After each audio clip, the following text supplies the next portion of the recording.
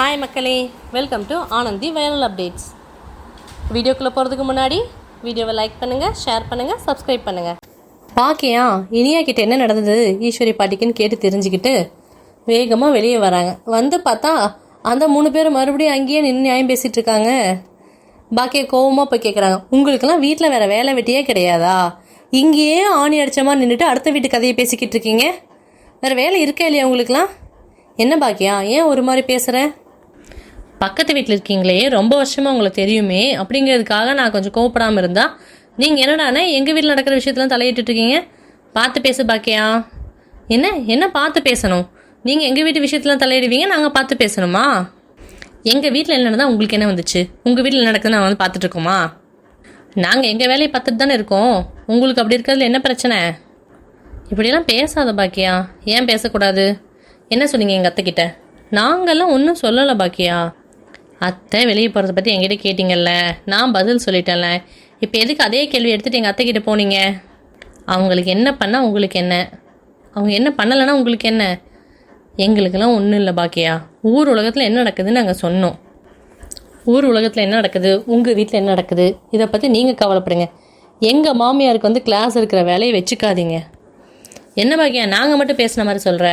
கோபி சாரோட மாமியார், அதான் அந்த ராதிகா அவங்க அம்மா, அவங்களும் தான் பேசினாங்க. இதை பாருங்கள், யார் என்னென்ன பேசுனீங்க எல்லாமே நான் இங்கே தெரிஞ்சுக்கிட்டு தான் வந்திருக்கேன். அவங்கள நான் பார்த்துக்கிறேன். இனிமேல் நீங்கள் என் வீட்டு விஷயத்தில் தலையிடவே கூடாது. எங்கள் அத்தை அவங்களுக்கு தோன்றதை பண்ணுவாங்க, தோன்ற இடத்துக்கு போவாங்க. கொஞ்சம் கூட மரியாதையே இல்லாமல் பேசுகிற பாக்கியா நீ. முதல்ல எதுக்கு மரியாதை கொடுக்கணும்? இதுவே ரொம்ப ஜாஸ்தி. இதுவே உங்களுக்கு கடைசி வார்னிங்காக இருக்கட்டும். இதுக்கு மேலே ஏதாவது பிரச்சனை பண்ணீங்க, பக்கத்து வீட்டில் இருக்கீங்க, உங்கள் முகத்தை பார்க்கணும் அப்படின்லாம் கொஞ்சம் கூட நான் பார்க்க மாட்டேன். உண்டு இல்லைன்னு பண்ணிவிடுவேன். புரியுதா? வாங்கடி போகலாம் அப்படின்னு சொல்லிட்டு போயிடுறாங்க எல்லாருமே. இவங்க கிட்ட பேசிகிட்டு பார்த்தா ராதிகா கார்லேருந்து இறங்குறாங்க.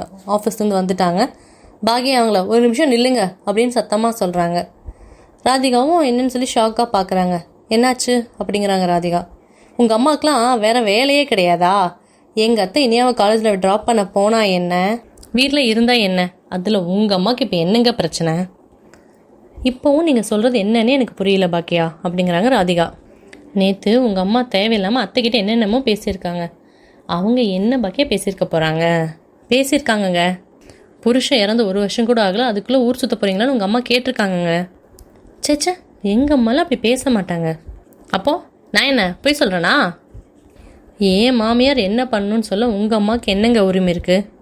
எந்த பிரச்சனைக்கும் போக வேண்டாம், நம்ம வேலையை பார்த்து நம்ம சும்மா இருக்கலான்னு பார்த்தா சும்மா இருக்க விட மாட்டாங்களா? தலைக்கு மேலே ஏறி ஆடுவாங்களா? ராதிகா ஏதோ சொல்ல வராங்க. பாக்கியா என்கிட்ட எதுவும் சொல்ல வேண்டாம், முதல்ல போய் உங்கள் அம்மாட்ட பேசுங்க. இந்த மாதிரி இனிமேல் நடந்துக்கிட்டால் நான் வந்து பார்த்துக்கிட்டு சும்மாலாம் இருக்க மாட்டேன், தொலைச்சிருவேன். ராதிகா கோவமாக வீட்டுக்குள்ளே போகிறாங்க. மயோவுக்கு அவங்க பாட்டி ஜூஸ் கொடுத்துட்ருக்காங்க. பெல் அடிக்குது. ஐயோ நான் கொஞ்ச நேரம் உட்காரது யாருக்குமே பிடிக்கல அப்படிங்கிறாங்க. மயோ இருங்க பாட்டி நானே போகிறேன்னு போய் திறக்கிறேன். பார்த்தாங்கன்னா ராதிகா உள்ளே வந்துட்டாங்க. உனக்கு ஜூஸ் கொண்டு வரட்டுமாம்மா? ஜூஸ் ஃப்ரிட்ஜில் வச்சுருக்கேன், குளுக்குளுன்னு இருக்கும். நீ பண்ணதை கேள்விப்பட்டேம்மா, அப்படியே குளுக்குளுன்னு இருக்குமா, இதுக்கு மேலே எதுக்கு ஜூஸு அப்படிங்கிறாங்க ராதிகா கிண்டலா. அவங்க அம்மா நான் ஒன்றுமே பண்ணலடி அப்படிங்கிறாங்க. மயோ நீ எந்த சொல்ல போ அப்படிங்கிறாங்க ராதிகா. நீ இங்கே வரேன்னு சொன்னப்போ நான் என்ன சொன்னேன்? நீங்கள் எந்த பிரச்சனையும் பண்ணக்கூடாது, வாயை முடிக்கிட்டு சும்மா இருக்கணும்னு சொன்னனா இல்லையா? நான் அப்படி தானே இருக்கேன். யார் நீ? உனக்கு என்ன தாண்டி பிரச்சனை அதை சொல்லு. நீ அத்தையை பார்த்து பேசுனியா? எந்த அத்தை? நடிக்காதம்மா. நான் கோபியோட அம்மாவை தான் சொல்கிறேன்.